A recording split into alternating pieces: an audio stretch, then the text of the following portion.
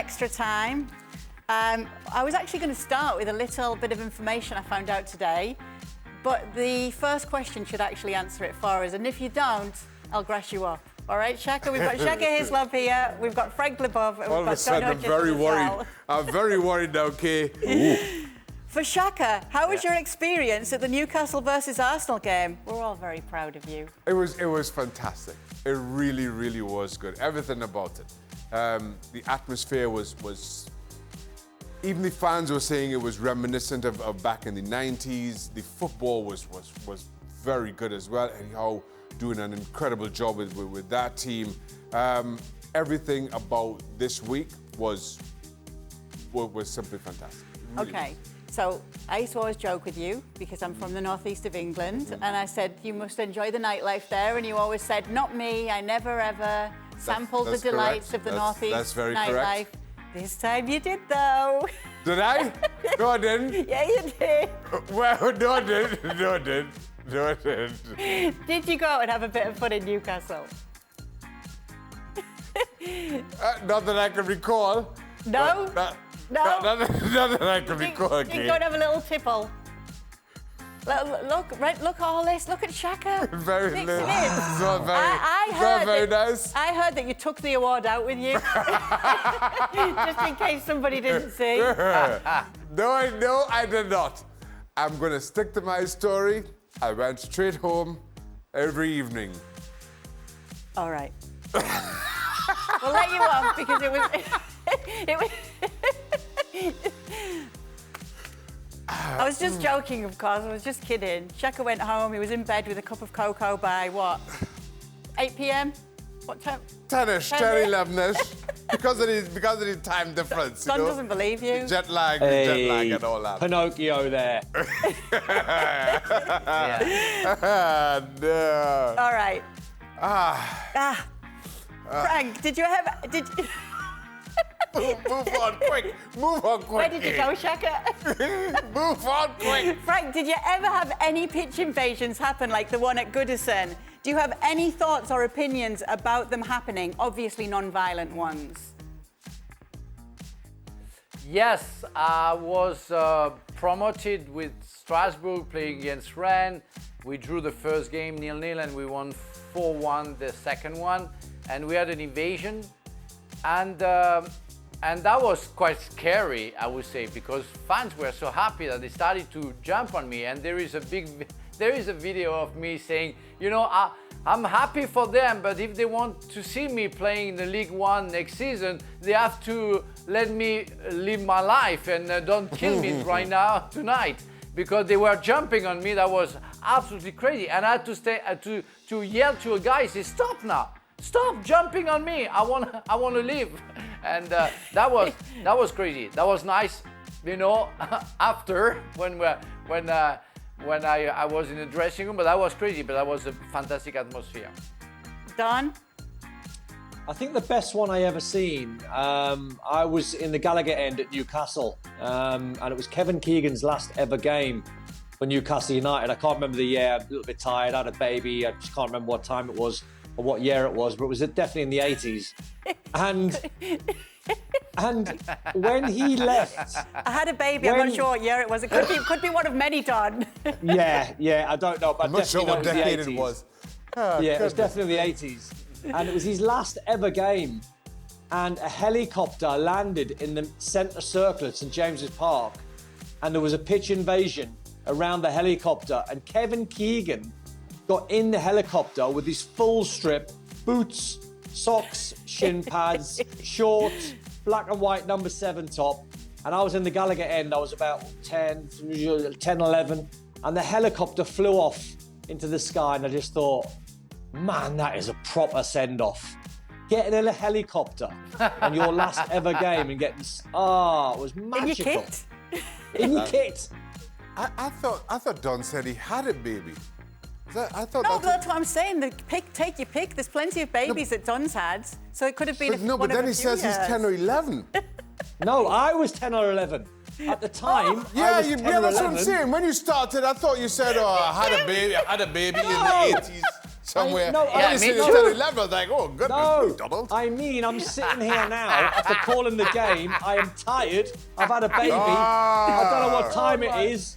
So I can't say it was 1986 I totally or 87. misunderstood. It was in the 80s. I was with All the right. guy. I was with the Don guy. didn't have a baby in the I 80s. thought- Shaka didn't go I out was- clubbing. Go on, Frank. Both Yeah. of those are true.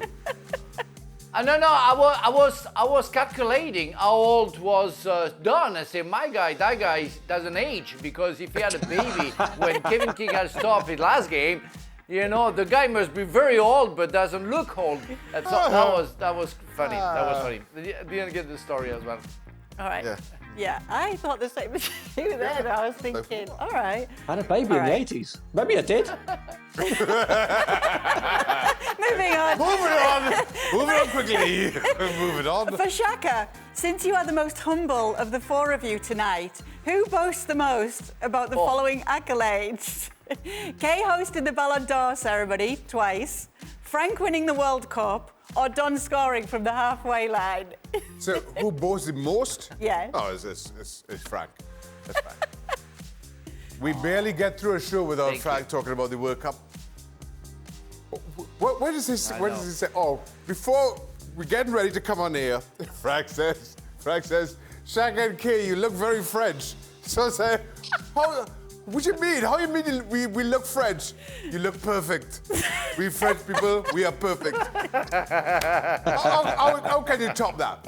I'm not sure how you top that. I know. I don't like your attitude, Shaka. I called you the master of perfection during the show, and now you're selling That's stuff, very you know, true. to the That's- audience. All right, I That's take it not back. very It's fair. K. I take it back as K. It's K. It's K. K is the most vain.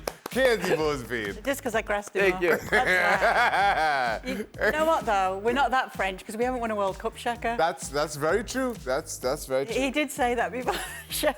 You look very French and elegant. You look perfect. All right, for Kay, which of the following are you most likely to do in the future? 1, publish a book, or 2, host another Ballon d'Or ceremony? I might have a book in me. Oh, okay. Because you sure don't have a Ballon d'Or left.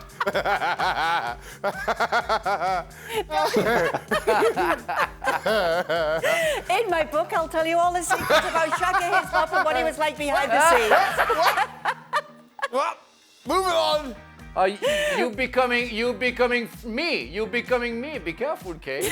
At least it's a French ceremony that I hosted twice, Frank. Yeah, that was nice. I know. All right. It get the definitely does virus. the World Cup. All right, for Shaka, how does Trent stop Vinny Jr. in the final? That's a really interesting, because of well, I want to say contrasting styles, but contrasting techniques. So, or tactics. Is it, do you have to put somebody back to worry about Vinny? Does Vinny have to worry about Trent Alexander-Arnold? How we overlaps? I think that's the most interesting kind of tactical battle to come. Just see who wins. Does Trent Alexander-Arnold pin Vinicius Jr. back, or is it the other way around? And that for me is I think is where that game might be won or lost. Frank, do you have a thought on this question? How does Trent stop Vinny Jr. in the final? I think it shouldn't be a question. I think they reached the final knowing that, well, I'm talking about Liverpool, that Trent has a problem, you know, looking behind him and checking what's going on. And that Vinicius in a Real Madrid side, that Vinicius is a real threat to the opponent if he goes fast and try to take the players on. So you should go for it. You should know, you shouldn't stop. Well, you shouldn't say to Trent, you know, you're facing Vinicius Jr. So today, you know, you don't attack. So put him on the bench because it's going to be completely useless. So you have to work alongside Trent to make sure he's going to be covered. So it's going to be the central defender, whether it's going to be Matip or Konate, who's going to cover him and take care of him and make sure that maybe if it's Anderson playing on the right side in the middle of the park, who's going to help also Trent out. So that's the only way you can cope with that defensive situation. But If you say, Trent, go for it, push Vinicius to defend a little bit, therefore he's going to be too far away from our goal, that can be also a tool. It's a chess game, and you play a final. Who's going to go for it, and who's going to back up a little bit? I don't know. But that's going to be, as Shaka said, very, very interesting to see. I really like the next question because we were actually talking about it on our way to the studio. This is from Nadam's Interior Decorator. Oh, okay.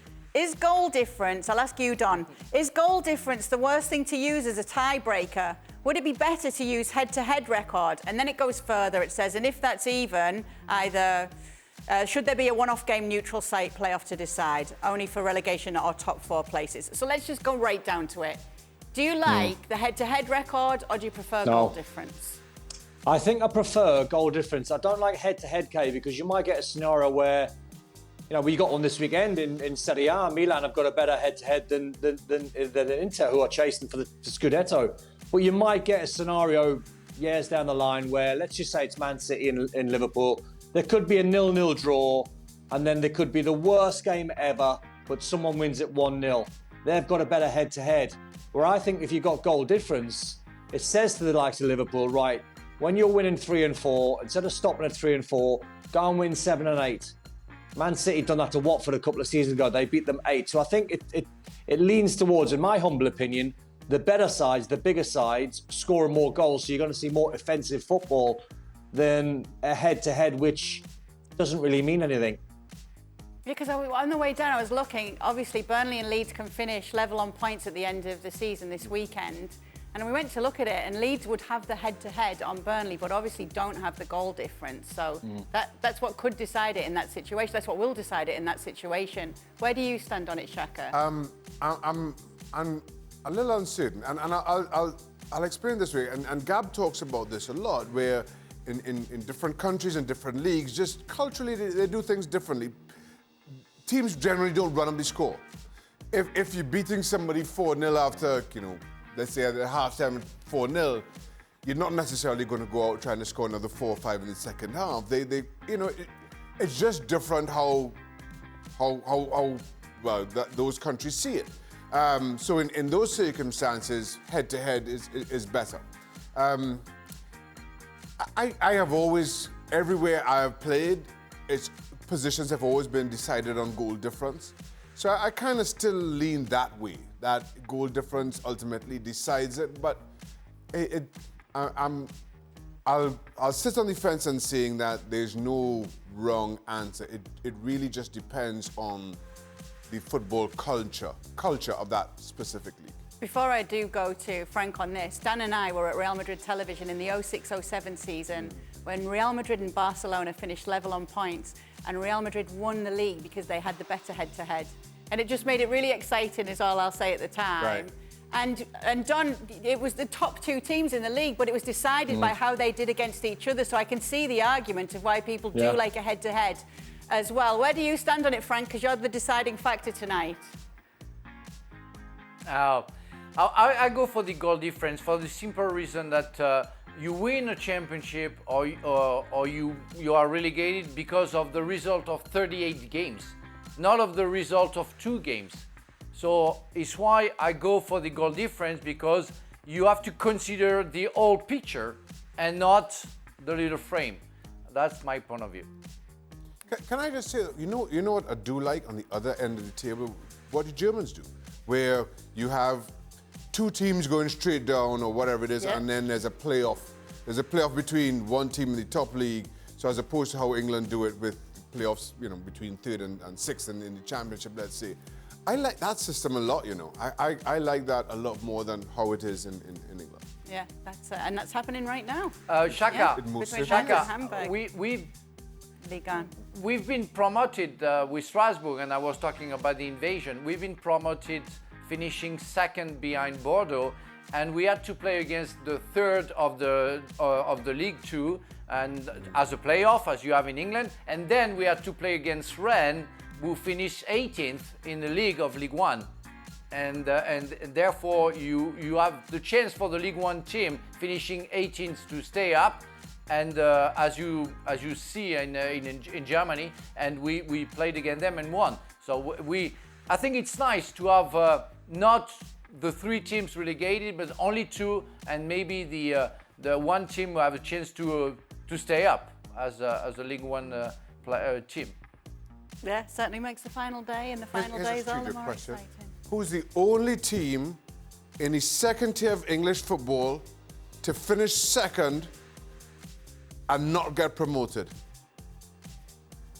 Ooh. The second tier finished second. So, second tier of English football, right? Premier League is the top tier.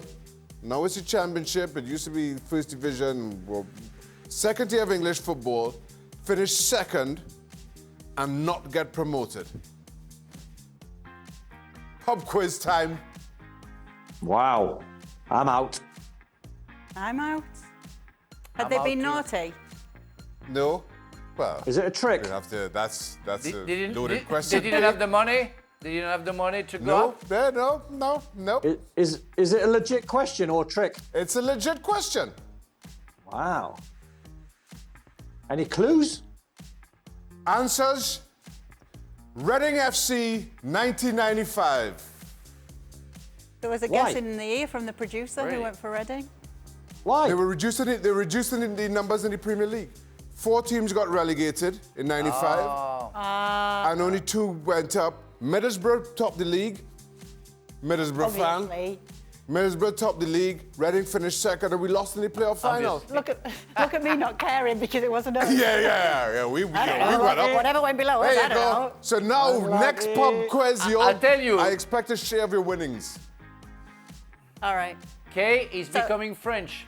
Middlesbrough, of course, you know. I mean, yeah, she's perfect. All right, that will do it for the latest edition of Extra Time. Thanks so much for sending in your tweets. Be sure to join us 7 days a week to always catch us here on ESPN FC.